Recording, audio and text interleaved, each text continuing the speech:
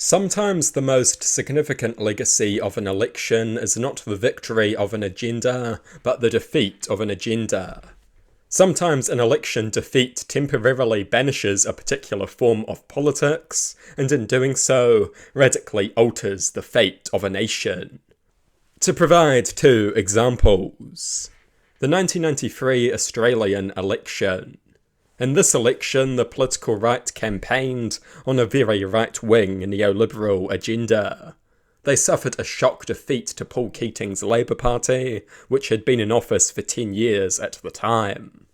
This defeat led the Australian right to drop hardcore neoliberal policy and campaign on a far more moderate economic platform in future elections. This election effectively saved Australia from hardcore neoliberalism. Not only was it defeated in the election, but the defeat caused such policy to be shelved as electorally unviable for decades, permanently changing Australian history for the better.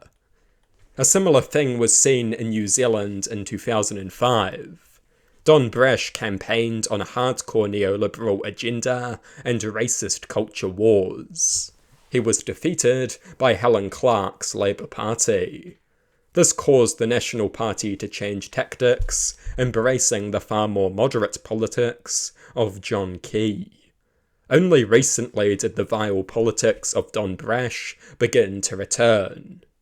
Sometimes an election is defined not by what was victorious, but by what was defeated. A defeat can send a party back to the drawing board to radically alter its ideology and policy. This political reality has significant implications. Recently, the Labour Party has adjusted itself to go on a more traditional pro-worker trajectory. A capital gains tax funding free doctors' appointments. Higher taxes on the rich to fund public services for working class people. A bill making it a crime to steal workers' wages. The reintroduction of trade union empowering legislation. This is a good realignment. Labour has to win the next election. If they lose, they will use it as an excuse to crawl back into the centrist spineless hole. We cannot allow that to happen.